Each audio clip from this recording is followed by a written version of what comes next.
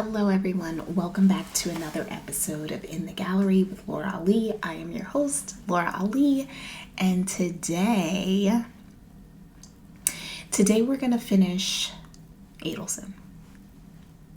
I know.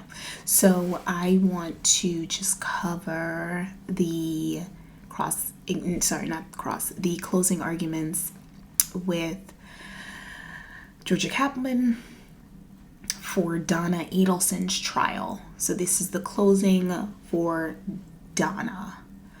I'm a couple weeks late, neither here nor there. That's fine.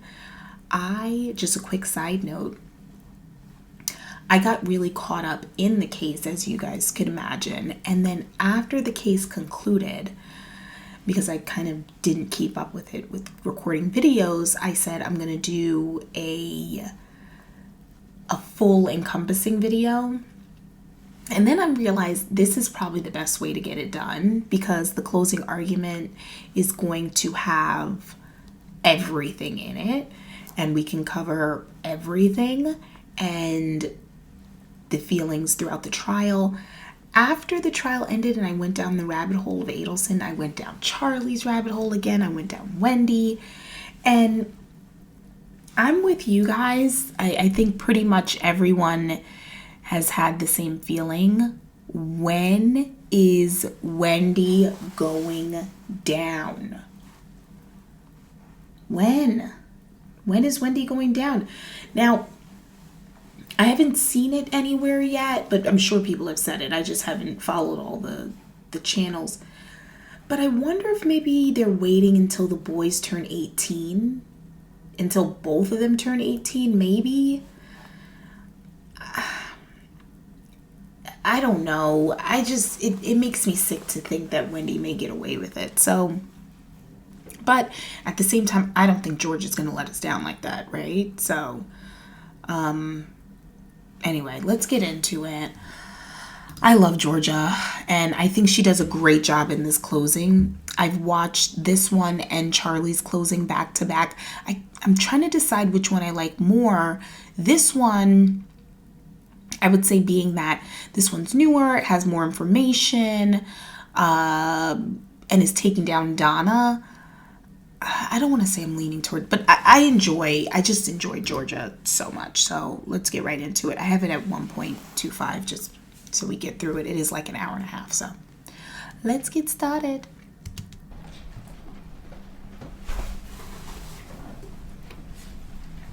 Good morning.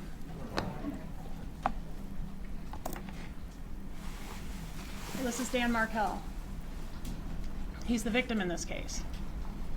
A son, a brother, a colleague, a mentor, a professor, a friend, but most of all, a father, an Abba, a dad.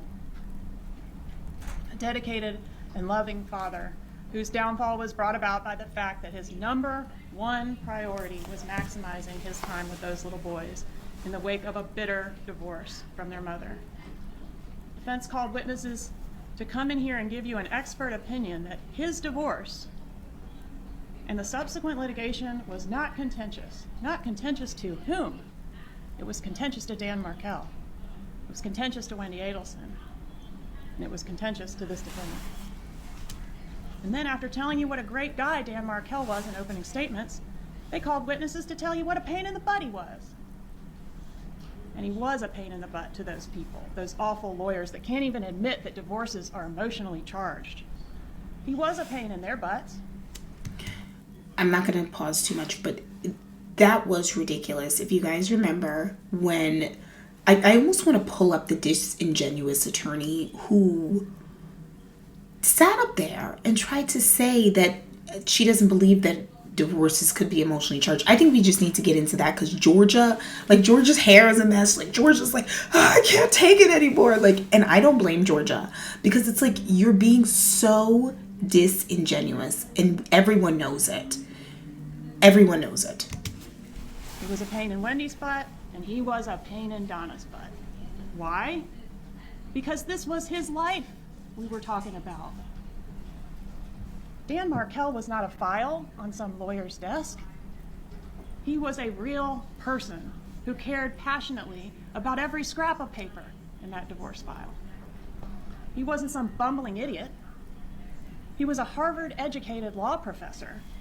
And yeah, he was making it as difficult as possible for this defendant to get her non-negotiable, which just also happened to be Dan Markel's non-negotiable, those two little boys.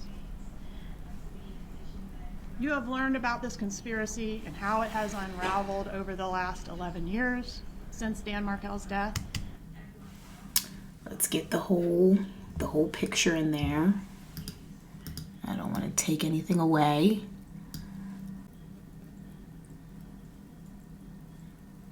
Okay, great.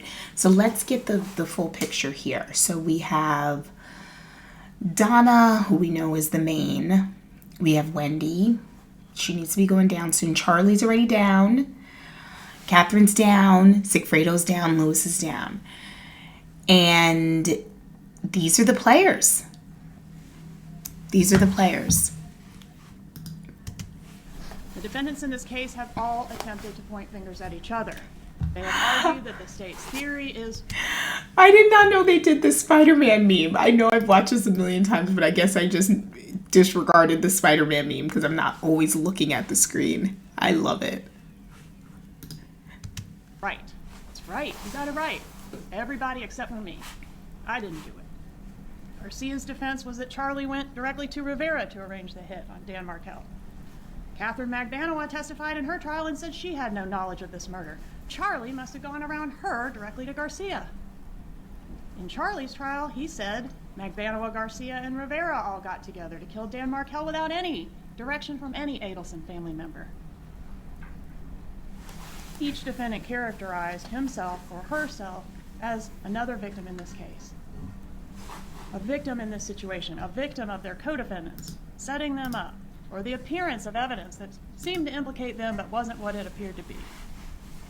But despite their efforts to insulate themselves and to distance themselves from their co-conspirators, they made enough mistakes to get themselves caught and held accountable for their respective roles in this conspiracy. Isn't that crazy that Donna's sitting up there trying to say that Charlie did it without her? Or like, Charlie paid them, but I had nothing to do with it. It's like, but you were signing the checks, Donna. And today is Donna Adelson's turn. Despite their efforts to play victims, Dan Markel is still the only victim in this case.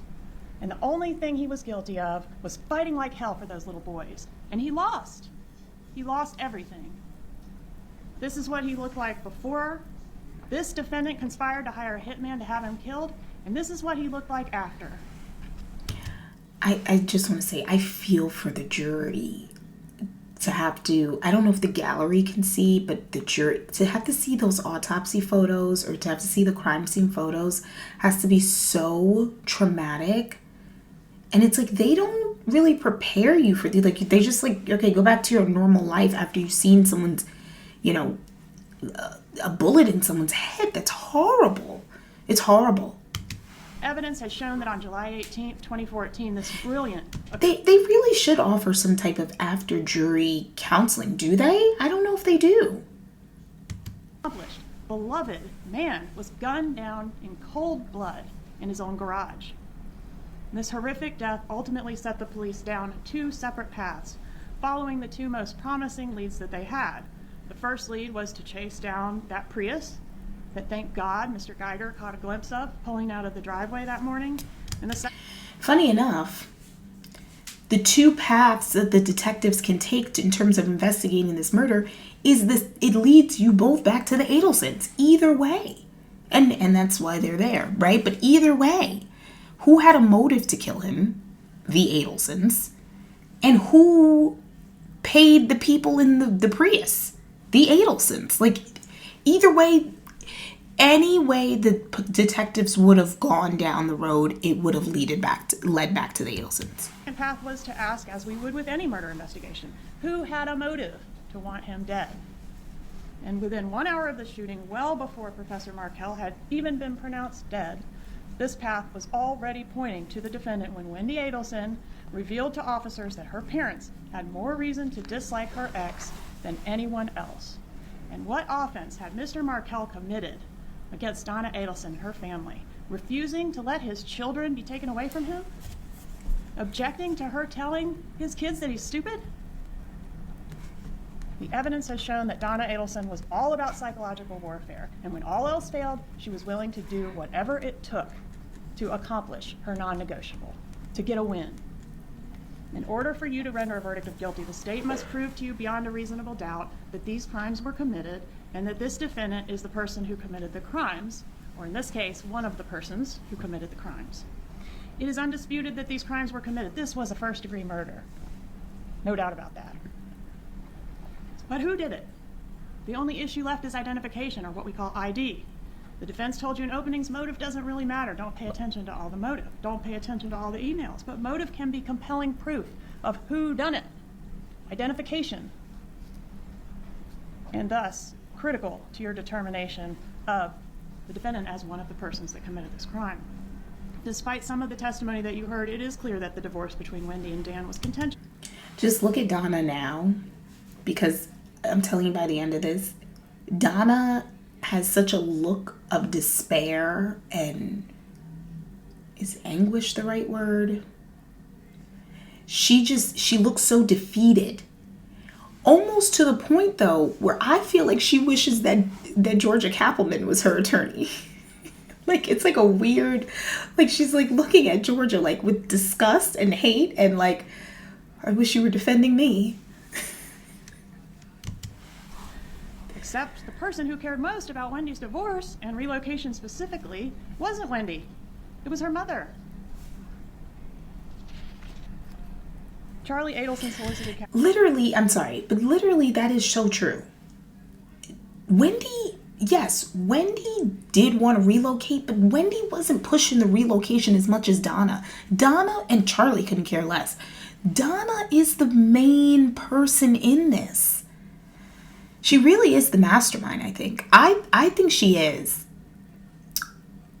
Yeah, I think she is, but I don't know. Wendy, I don't know.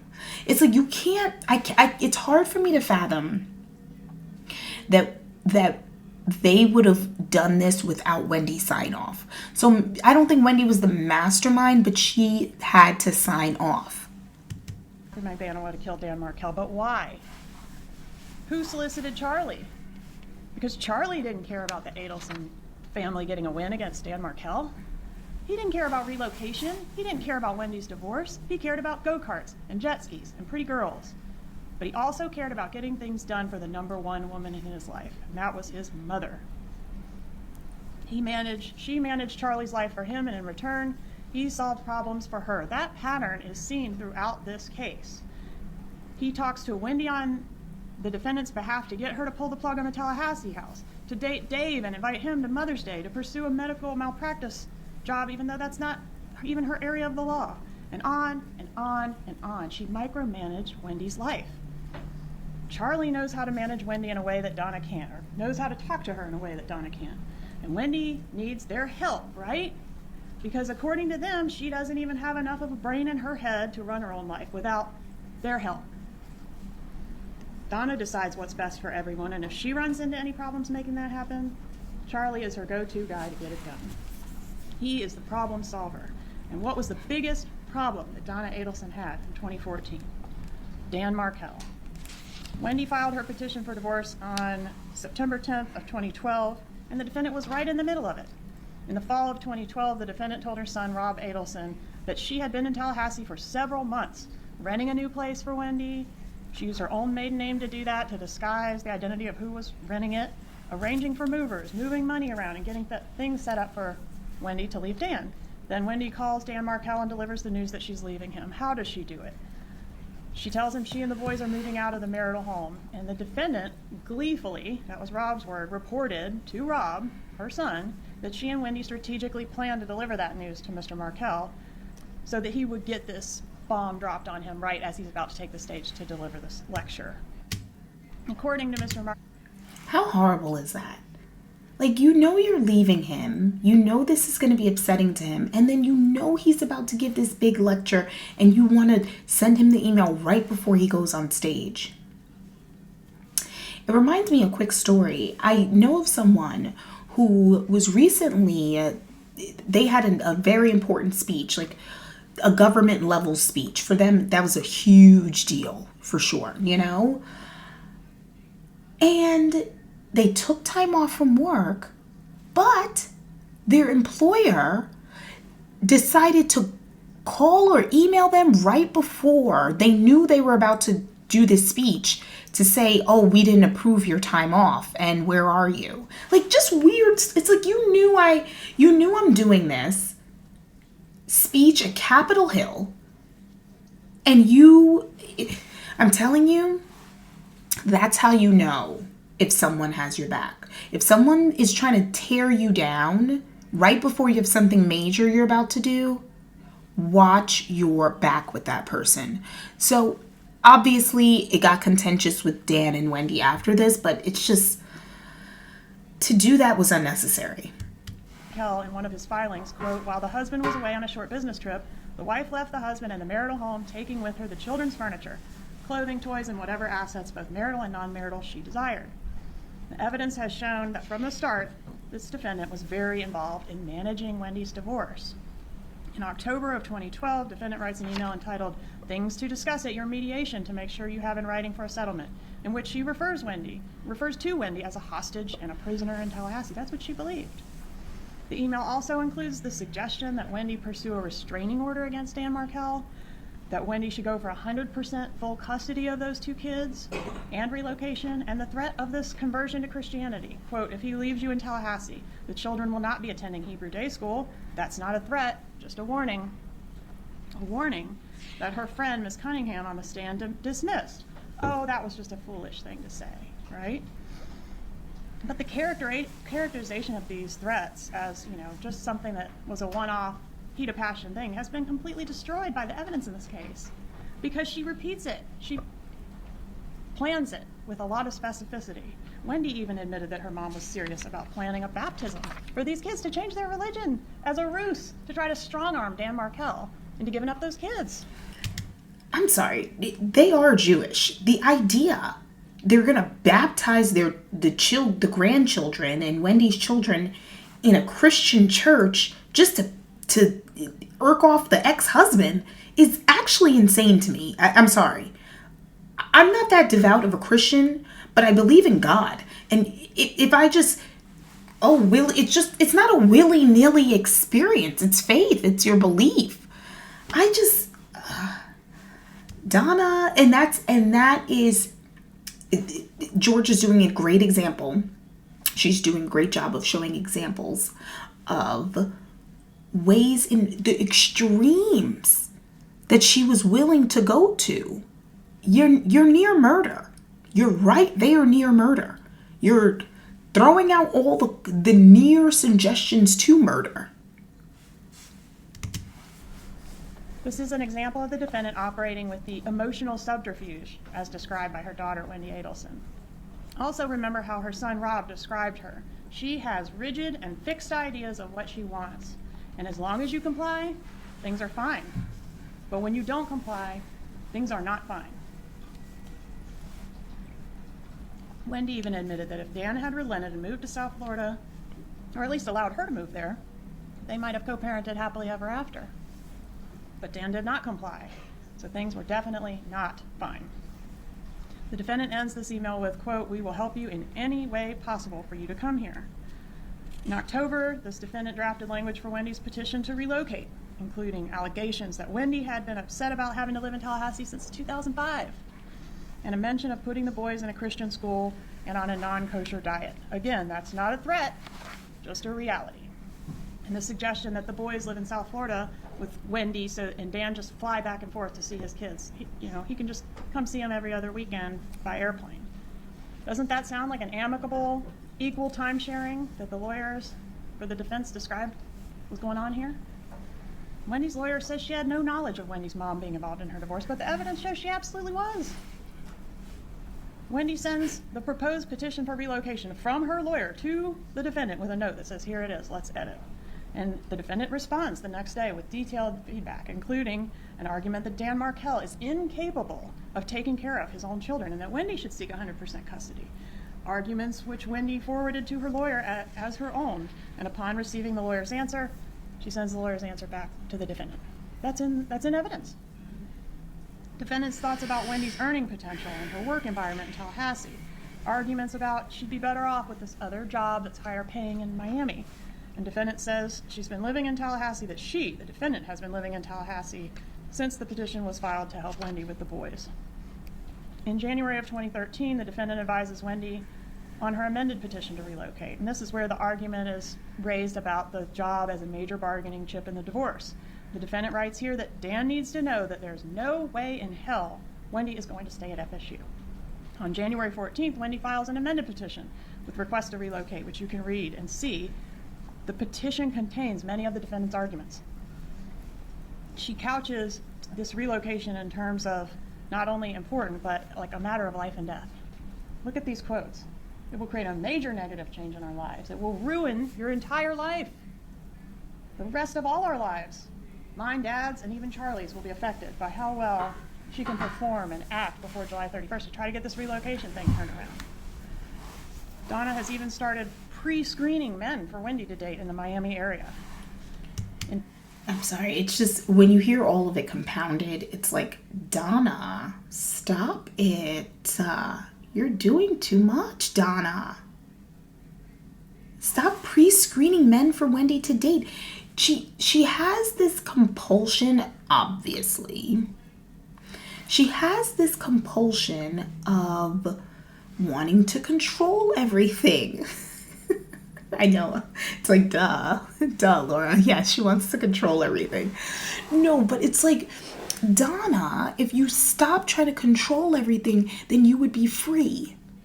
You wouldn't be in prison. Stop it, Donna. Let things... One thing I've taken on this year, it's Mel Robbins' book, Let Them. I haven't read the book, but I get the title's enough. Let them. I get it. Don't get yourself all worked up over things you cannot control.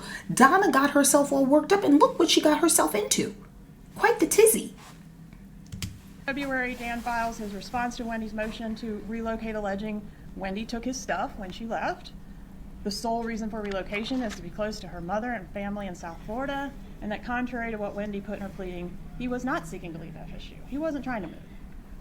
Wendy failed to comply with their Skype agreement, that Wendy exhibited deceitful behavior, made false statements, showed a lack of integrity, and had unclean hands. Those are some pretty nasty words. Maybe not the worst thing that the defense experts ever seen, but pretty nasty. Dan Markell requests sole decision-making authority for these kids regarding education, medical, and religious matters. The defense lawyer witnesses said, oh, that was never going to work. Maybe that's true. But these were concerns that Dan Markell took seriously. There's tons of discussions in evidence in these binders before you, in the pleadings and in the emails about Dan Markell's desire to raise these boys in accordance with his faith and his concerns that his wishes were going to go right out the window as soon as the boys went over to be with Wendy or her mother. And defendant took this matter seriously too. She made it crystal clear in these emails that she had no respect for these boys' fathers' wishes for them regarding religious practices. In this email, defendant says she's sitting at Wendy's kitchen table working on Wendy's response to the filing we just talked about that Dan Markell made. So much for her having no involvement in her daughter's divorce. She says in this email to a friend, all Wendy wants out of this is to relocate to South Florida where she has us and Charlie. Danny is making it very difficult. On March 5th, 2013, defendant sends a long email in response to every paragraph of Dan Markell's arguments against relocation, including that Dan's religious practices are fanatical and dangerous to the boys, and that Dan Markell is psychologically unfit to have custody of his children. It's not sounding very amicable, is it?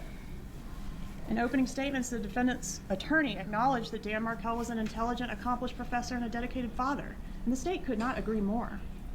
But the evidence has shown that her client didn't agree with that. Donna Adelson repeatedly paints Dan Markell as a self-important idiot who's not fit to care for his own children. On March 6, 2013, Dan Markell sends Wendy an email threatening to take her to court over her failure to cooperate with the Skype thing. That comes up repeatedly. Here he says, you've made zero efforts to facilitate that when you or your mother could have easily done so. I don't want conflict or tension. I desperately want peace and joy. Please let that happen, but do not mistake my politeness or desire for cooperation as a lack of firmness. I will not tolerate failures on your part to keep our agreements. They did have a Skype agreement, and she was violating it, and he was furious about it. This email was forwarded by Wendy to this defendant, so she knows about all this stuff. Dan Markell sent Wendy an email in December, which was pretty personal, and in which he is kind of a mea culpa. He apologizes for things that went wrong in the marriage and takes some accountability for what he views as his mistakes in the marriage. And Wendy forwards this email to her mother. Then Donna... It makes me think of how this marriage was probably doomed from the beginning, right? Like, because of Donna. Because... And it goes to show, like, if you think about all of her kids, and, like, Rob had to go off with his wife and leave them alone. If you guys know the backstory, Donna, like, I say forced him, but he's a grown man. He chose to still marry the woman, but she wanted him to marry a Jewish woman. He was in love with an Indian woman. He married the Jewish woman, was very unhappy in the relationship, and unfortunately they didn't work out, you know, and then he ended up back with the Indian woman, and they're the ones, they're together now. Good for them. But then you look at Charlie's unhealthy relationships. Like, Charlie, he's very disrespectful to women, and I think a huge part of that is his relationship with his mother. And he hasn't had a successful relationship, and I think a huge part of that is the relationship with his mother. And then look at Wendy. Wendy hasn't had a successful relationship, although I hear she's with this guy George now, living her best life. Although I think she was dating George. She's been dating George for a while. But regardless of that, yeah, I think Donna is so toxic that she's ruined all of her children's lives separate of this. Like, pre the murder, she still meddled and ruined their lives by just being that overbearing helicopter mom. Really unfortunate. Responds to this personal email and goes through Dan Markell's writings paragraph by paragraph, suggesting how Wendy can manipulate his words against him. Oh, look, he's admitting this here. This will help you in the divorce. And she does it in Wendy's voice. It's weird. Look at it. So although sometimes Wendy seems to be complaining about her mom overstepping, you know, she's trampling my autonomy, it's like she's also inviting her mother into her business and wants her help, but also don't trample my autonomy. In fact, Wendy thanked her mom for the thoughts that she gave on this letter Dan Markell wrote. She also wrote that she never would have left Dan Markell without her mom's support. In May of 2013, the defendant refers to one of Dan Markell's responses as a, quote, 23-page rant.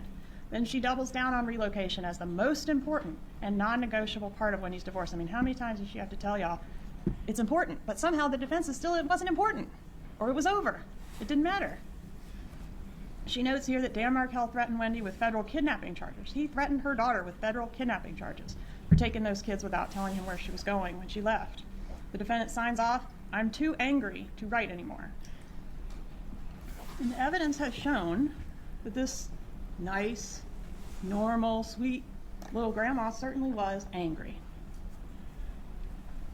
To support the argument, the language, Donna. That Wendy should be able to relocate because Dan was always traveling on work trips, the defendant sends Wendy this email, and it contains every date, like the date ranges that Dan Markell has been out of town traveling for work since the birth of their first child. That's 4 years.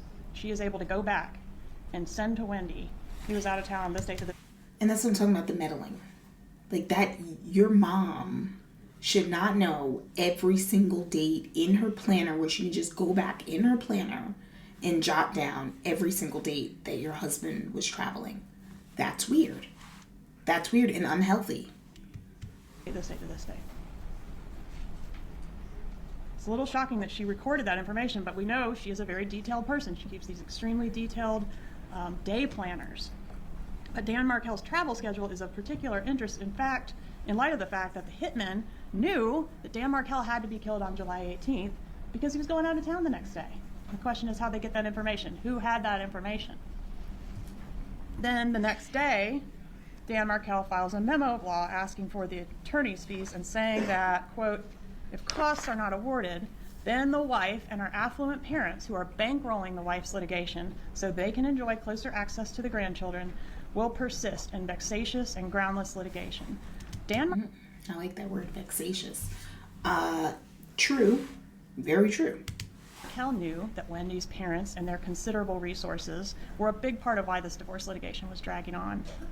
Mm-hmm. They thought he was filing frivolous stuff to drag out the divorce and the proceedings, and he thought the same thing about them. Mm-hmm.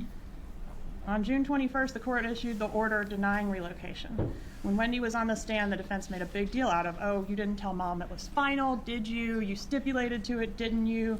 Which we later learned was because the judge had already ruled at sidebar that it wasn't going to happen. But basically, you kept your poor mom in the dark, and she thought this was still something that was viable, and you didn't tell her it wasn't. But on redirect, it was proven that that was not true. Defendant did know that the order was final, and she expressed this in an email to her friends. Poor mom wasn't kept in the dark on anything in this family. In fact, the defendant recognized perfectly well that this order meant she wasn't going to get relocation through the courts. She wasn't going to get what she wanted through the legal system, but that wasn't the only way to skin a cat, was it? She wasn't deterred by a loss in court. Instead, she started looking into other options to get a win for the Adelson family. There was testimony offered that everyone knew that there was a slim chance of Wendy winning relocation. Maybe everyone knew that on the lawyer's side, but the defendant didn't know that. She was not happy about this loss in court. Here she laments, unfortunately, after paying a lawyer $600 an hour for 10 months, case preparation, the judge listened to Wendy for 1 hour and made up her mind. Outrageous. So at the moment, we will not be allowed to relocate. Note the phrase, at the moment. Jibbers had not beaten the Adelson family yet. Defendant concludes this email, anyway, if I sound angry, it's because I am. We're all very upset and cannot believe the outcome. She couldn't believe relocation was denied. Donna has never heard no. That the detriment of not hearing no in your life or getting some sort of rejection in your life, I've been rejected a lot, so I can tell you. My skin is a little thicker because of it. But Donna never heard no. So with never hearing no, it's like, I must have it. I must have it. I remember, this is so off topic, but years ago, I dated someone and he didn't tell me no. And I remember he told me no one time, and I'm like, what are you talking about? That word doesn't exist, right? But then it was like, yes, it does. No. And then I had to realize he was serious. But my point is like, Donna, genuinely with Harvey, she worked in his practice, so it's, who's going to tell her no there? It's not like she worked for an employer where she has to go through the workforce and have to deal with higher ups and direct reports and all of those things, right? So she's not having a lot of conflict in her life. I would say this was the major conflict in her life. And she didn't like how it was going because she didn't have much of it. And the bit of conflict that she did have, it's not going in her favor. So she's going to find a way to make it go in her favor. When Wendy expresses defeat over the court's order, the defendant isn't having it. She encourages Wendy to never, never, never give up, to take control, to not let Jibbers think he's won anything by having you remain in Tallahassee, and to show this fucker what will make him absolutely miserable. How amicable. Then defendant solicits Wendy to put on the performance of her life because Jibbers hadn't beaten the Adelson family yet. And this is where defendant reveals her plan of action, including having her Jewish grandsons baptized and offering $1 million to Dan Markel to facilitate this relocation. Control is a theme that's featured prominently throughout this email and throughout this case. There is evidence that the defendant controlled Wendy, she controlled Harvey, and she controlled Charlie. But she could not control Dan Markel. He wasn't going to give her a win. As long as you went along with her rigid, fixed ideas, things were fine. But if you didn't, things were not fine. Defendant continues to react to relocation being denied and Wendy's inclination to give up on the matter, including, everyone has a price. Now is the time to start. You said this divorce is not about winning. Not everyone has a price for their children, though, Donna. That's how much of a, I don't want to just use the word narcissist, because I think it's deeper than that. To say everyone has a price, not when it comes to my kids. There's no number, because I want to be in my kids' life. Like, she couldn't understand that, although she's the one fighting for it on the other end. Is there a price that she would have accepted to not be around the kids? I don't think so. Clearly not. It's so, like, it's such a one-sided way of thinking. Maybe that is a narcissistic way, but I feel like just narcissism is just so overused. But it's just a very inwardly self-focused, not thinking about the kids, not thinking about Wendy, not thinking about Charlie, not thinking about Harvey, only thinking about what she wants in the moment only. That's amazing. And it's not a competition. You've already lost relocation according to the legal system. Well, it is about winning and losing. We're trying to get a win. You deserve it. You deserve so much more than a life without family, teaching in Tallahassee. Life is tough. If you don't stand up and take a chance, you don't stand a chance. Please, Wendy, do your part and stand up to him. Make an effort to do this so that our group offer will stand a better chance of being accepted. Don't let this temporary move to Tallahassee ruin your entire life. Fight for yourself, Wendy. We'll be there to help you. Just don't tell us that what you need to do is move forward with a sense of peace. Can't have that, can we?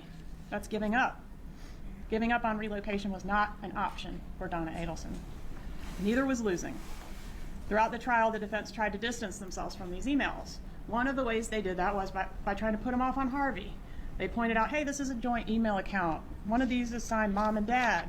And there's a few that are signed Mom and Dad, but it's clear that the defendant is the author of these emails and that she's the one driving the bus on this relocation effort. And during the presentation, we highlight all the dad and I language, all the indications in there that Donna is the author as opposed to Harvey being the author. According to her own daughter, Wendy, she's the dominant force in that household. And according to her son, Rob, she is a controlling person as opposed to the more passive, go with the flow type of personality that the dad, Harvey, has. In opening, the defense attorney told you that this defendant was a normal person, and you don't have to decide she's not a normal person. You're the judge of the facts, right? Was a crime committed? Is this the person that committed the crime? But in this email, she suggests that dressing her Jewish grandchildren up in Hitler Youth uniforms would be acceptable. That would accomplish her goals.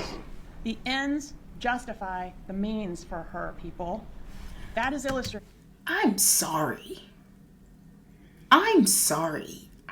Even if you're not Jewish, this is insane.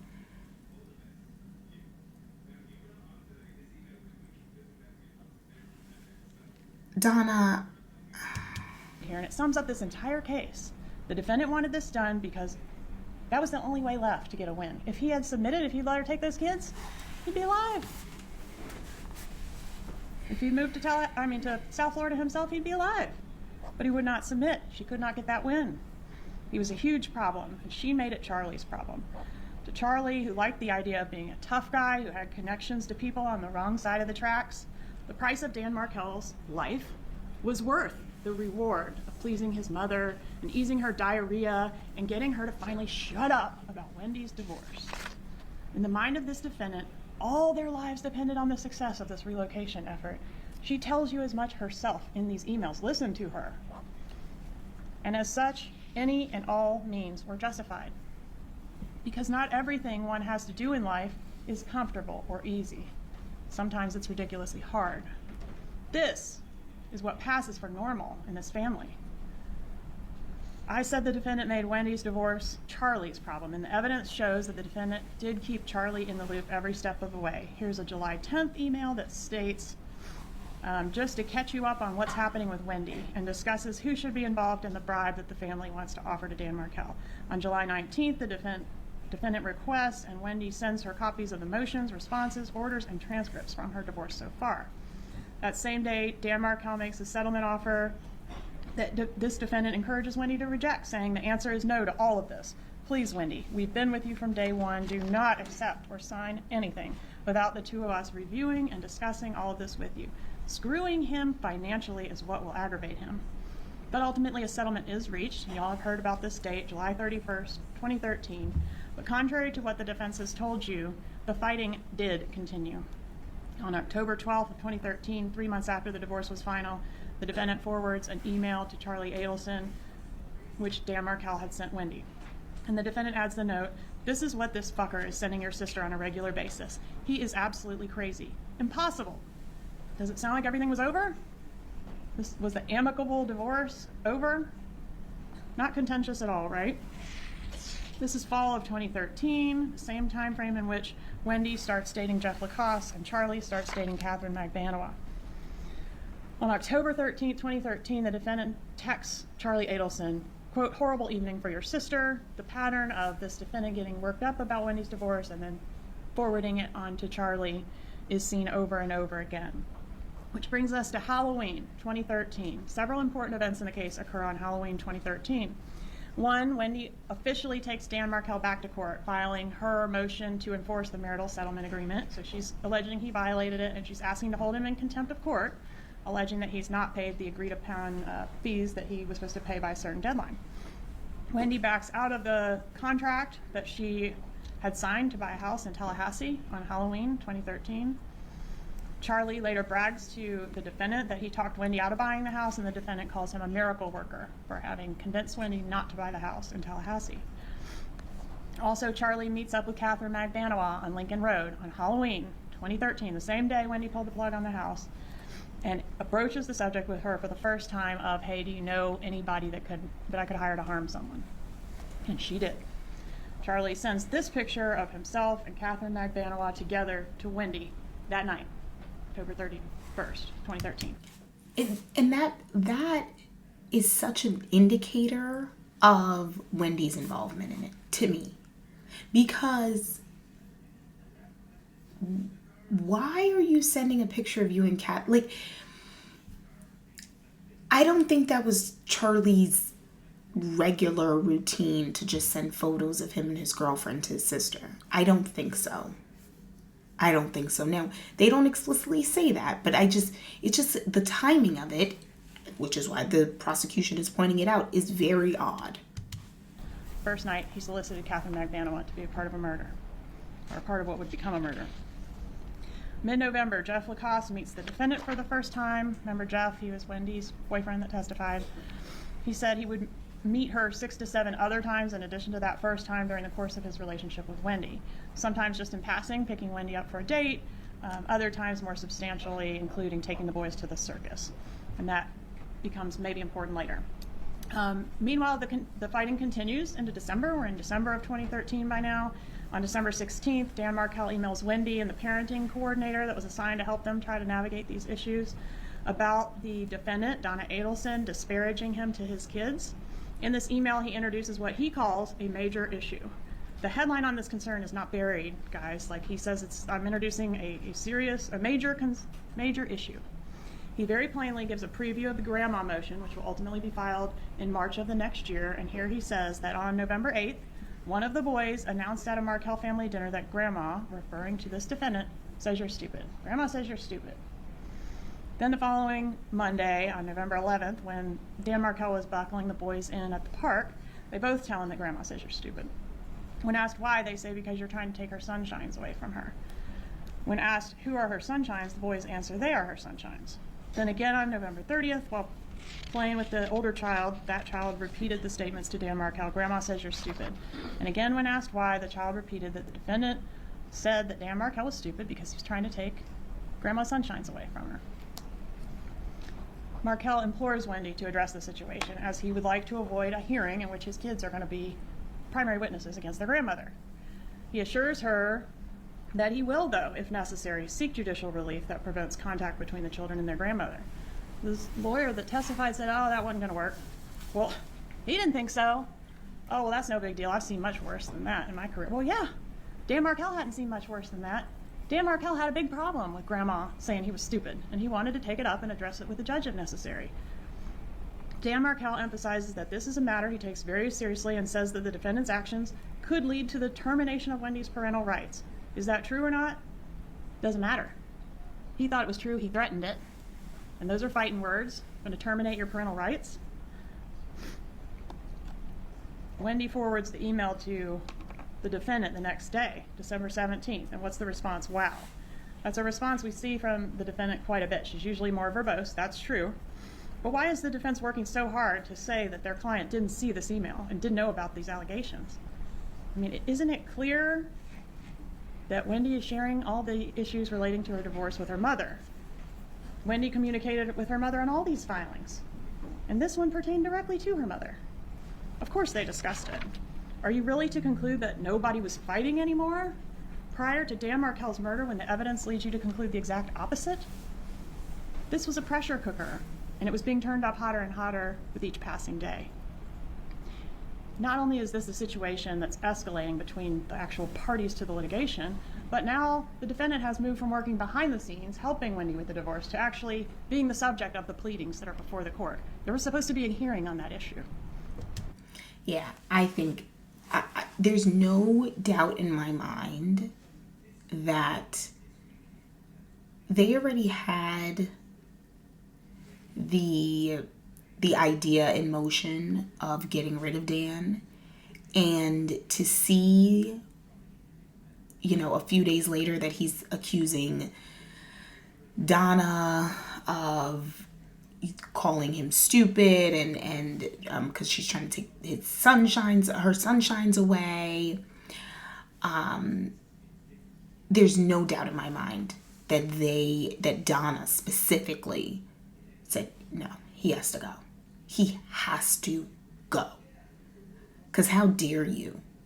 Like, that's Donna. How dare you? And you see how that worked out.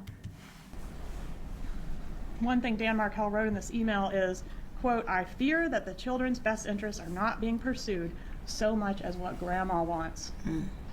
If he only knew how legitimate that fear really was. Those weren't just some ugly, foul words thrown around in the heat of the moment, folks.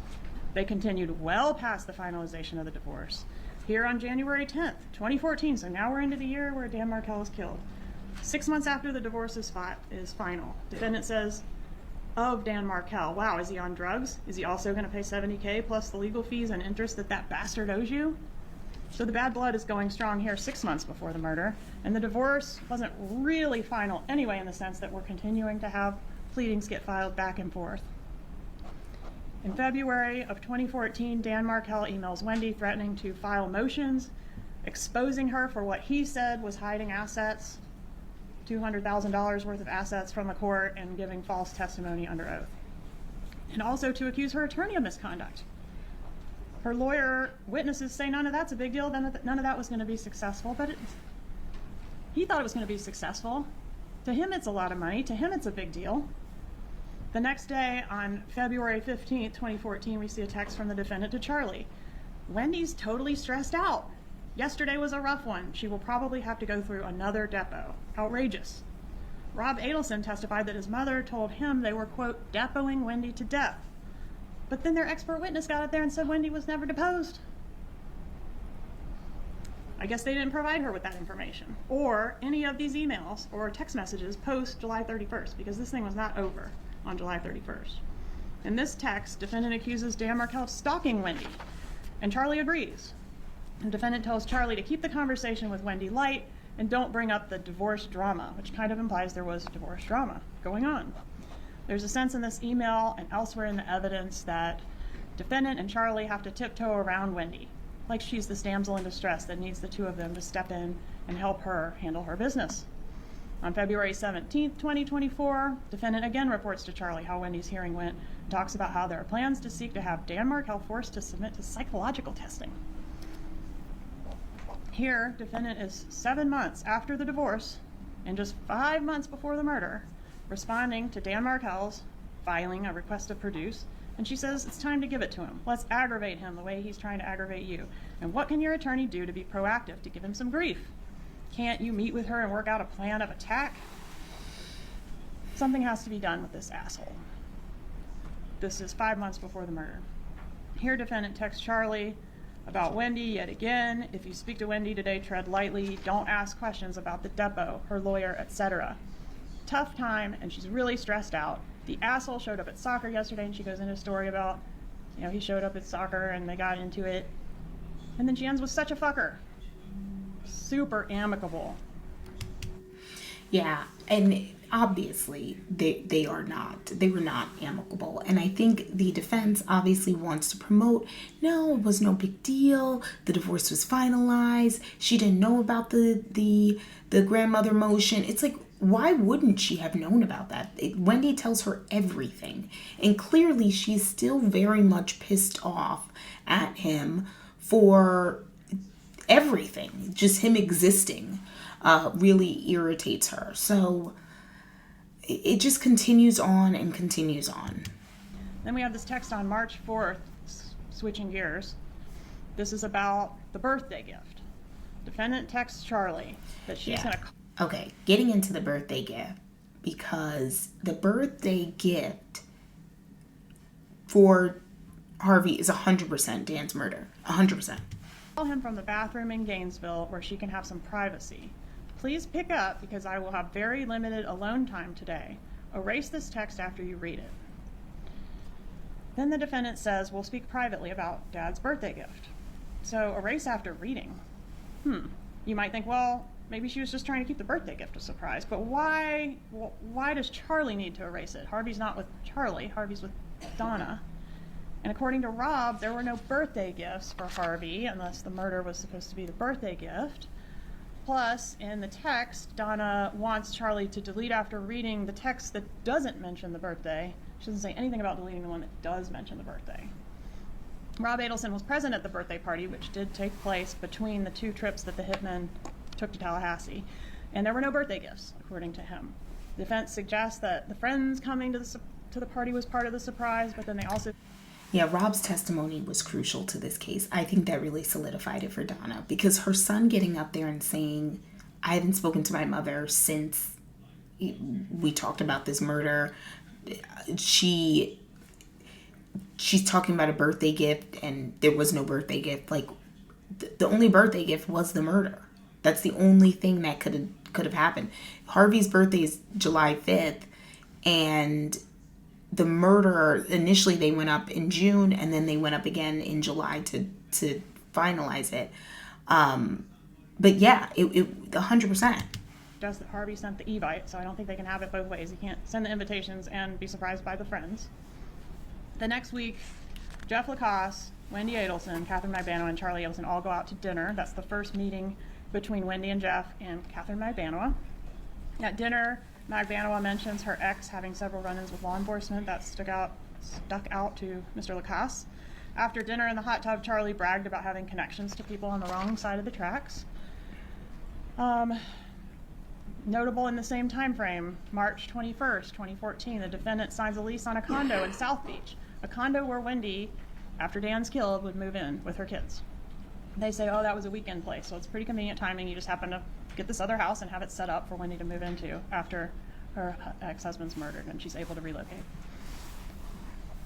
3/26/14, this is when Dan Markel officially files the grandma motion, which takes aim at the defendant raising more allegations about failure to comply with the Skype thing, Wendy leaving the boys with her parent rather than giving him the right of first refusal. And he says, by flouting the right of first refusal, the former wife creates conditions for Mr. Markel to be disparaged in the presence of the children by their maternal grandmother. Dan Markell then alleges all the same allegations about the defendant disparaging him to the kids that he outlined in that previous email in December.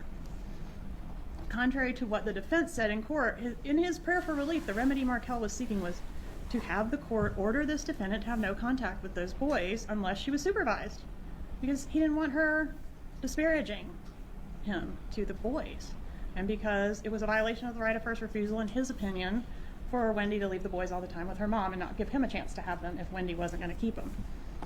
How do you think Donna took this information? She refers to those kids as hers. She was the one sacrificing her time at the office to be up here in Tallahassee doing for those boys. She had invested so much of her own time in this fight against Dan Markell to try to get a win for the family. And after all that investment in those kids and all the money spent on the attorneys and all that time spent at the kitchen table working on those divorce filings, Donna Adelson was losing. The boys and Wendy were stuck in Tallahassee. Wendy wasn't working at the law firm in South Florida, raking in a bunch of money and dating some new guy that she pre-screened for her. And Grandma's Sunshines weren't in South Florida. That's where they belonged. That's what was best for them. They had lost in court. Wendy wouldn't comply with Donna's plan of action, and Dan Markell apparently wouldn't take a bribe or be strong-armed to allow his kids to come to South Florida.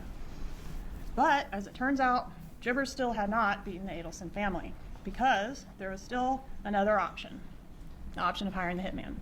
Charlie joked about hiring a hitman, but he had also been actively pursuing that option at least since Halloween of 2013.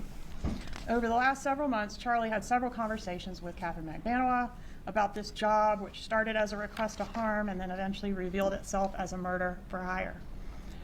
Recall that McBanoa said that often when she and Charlie would discuss the murder and the pressing need to get it done, he would emphasize to her that the toll that Wendy's situation was taking on his parents emotionally and physically as they were stressed to the point of being physically ill. So he would often tell her that's the motive. That's why we need to get this done. It's like stressing out my mom. On May 16, 2014, 2 months before the murder, Wendy was added as a resident to that condo in South Florida. On May 30th, 2014, Donna sends Charlie the text, quote, "Horrible morning with Danny. Tough conversation with her. This text was sent less than 2 months before the murder. The drama is continuing. Everyone's still fighting. It's contentious." Prior to the June trip, Charlie had prepared an envelope containing the murder instructions. He told Catherine McBanoa that he used gloves when handling the paperwork inside, that he printed it not on any printer that can be connected to him, and that she was not to touch the contents of what was inside. She was to deliver the envelope to Sigfredo Garcia. She followed these instructions. In early June, she came back to Charlie asking for travel expenses for the hitman. She got a couple $100 to give them to rent a car to come up here. They came, well, let's back up just a little bit. They rented the car June 2nd, 2014. McBanoa drops Garcia off at the rental car place, and then McBanoa calls Charlie on the way home from the rental car place. And you saw the evidence of this in Sergeant Corbett's presentation. Charlie immediately calls Donna on the landline after hanging up with McBanoa. How do we know that he talked to his mother and not his dad, since it was the landline? Well, because a few minutes after that call, he talks to Dad on his cell. So probably didn't talk to Dad on the landline, and then a few minutes later talked to him on the cell. Garcia and Rivera traveled to Tallahassee. This is June 4th, 2014. Rivera notes that Garcia is in possession of a piece of paper. The paper has a photo on it and some information. This information allowed them to locate and follow. And that's the thing.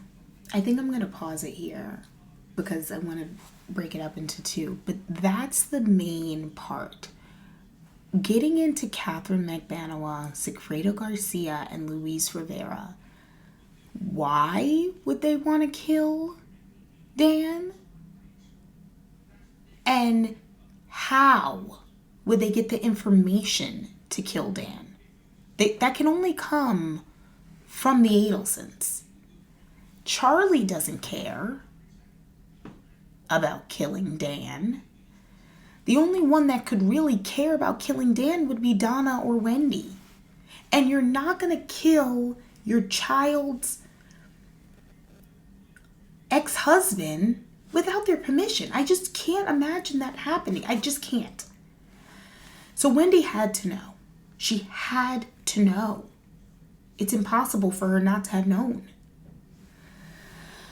Anyway, we'll pause it here. we'll pause it here and we'll finish up the rest. But yeah, Donna is 100% cooked because look at this, Donna. Look at the evidence. The amount of evidence that Georgia, and every time Georgia marks off on her paper, it's like it's another lash on Donna, okay? Because it just stack it up. Just stack it up. The amount of evidence against her in this situation. They thought they were like super criminals or something.